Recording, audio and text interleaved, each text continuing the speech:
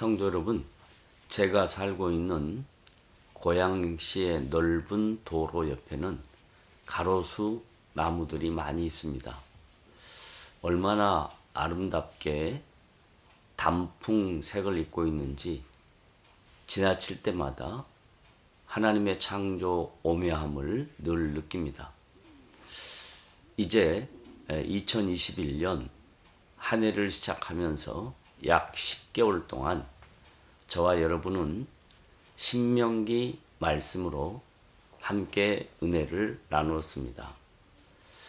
오늘은 11월 첫째 날인데 11월 첫째 날부터 신약성경 요한복음 말씀으로 함께 하루를 시작하고 은혜를 나누려고 합니다. 요한복음은 4복음서 중 하나에 속합니다. 4복음서 중 마태복음, 마가복음, 누가복음을 일반적으로 공관복음이라고 칭하고 있습니다. 하지만 요한복음은 그 내용의 특성과 구성이 하나님의 아들이신 예수 그리스도에게 초점이 맞추어져 있어서 4복음서 중 특별하게 구별시켜진 복음서라 칭합니다. 요한복음의 저자는 성령의 감동을 받은 사도 요한입니다. 사도 요한은 예수님의 12제자 중 한 사람이며 사도로서 초대교회의 영적 지도자이기도 했습니다. 사도 요한의 이름의 뜻은 하나님의 사랑을 입은 자입니다. 사도 요한은 요한복음서, 요한 1, 2, 3서, 요한 계시록 등의 저자이기도 합니다. 요한복음서는 역사적 배경을 근거로 예수님께서 하나님의 아들이신 것을 강조하는 내용입니다. 요한 1, 2, 3서는 초대교회 성도들에게 하나님의 사랑과 형제 사랑에 대하여 증거하는 서신서의 성격을 띠고 있습니다. 요한계시록은 시공간 속에서 일하시는 하나님의 과거, 현재, 미래의 계시적 의미를 함축하고 있는 내용입니다. 이제 오늘부터 함께 나눌 요한복음의 구조적 특성과 내용을 살펴보도록 하겠습니다. 요한복음은 사도 요한이 AD 85년경 에베소에 머물고 있을 때 기록했던 것입니다. 요한복음의 가장 중요한 강조점은 예수 그리스도가 하나님의 아들이시라는 것입니다.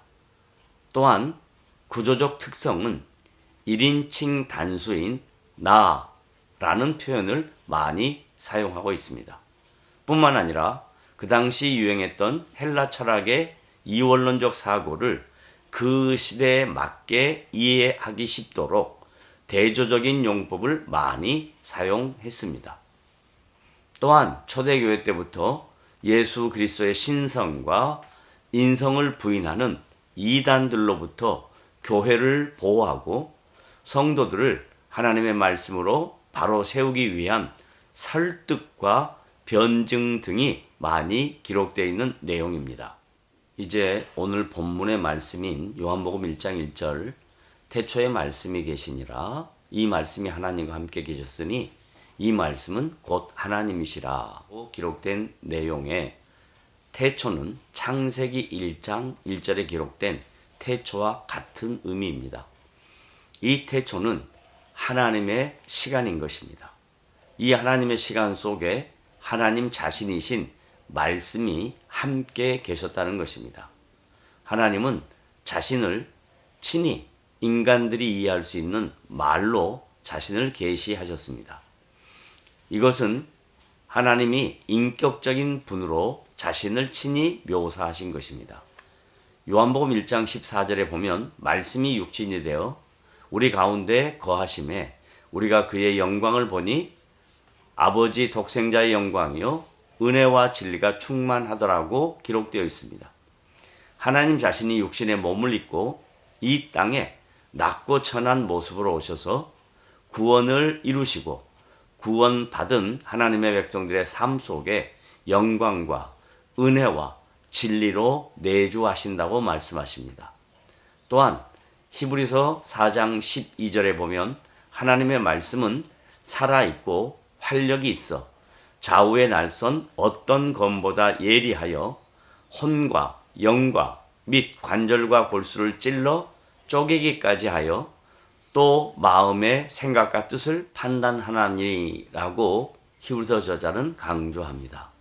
성도 여러분들의 삶 속에 하나님의 말씀이 각자의 인생 속에 빛이 되고 길이 되시기를 오늘도 주님의 이름으로 부탁을 드립니다. 시편 119편 105절에 보면 주의 말씀은 내 발의 등이요 내 길의 빛이니이다 라고 시편 저자가 고백합니다.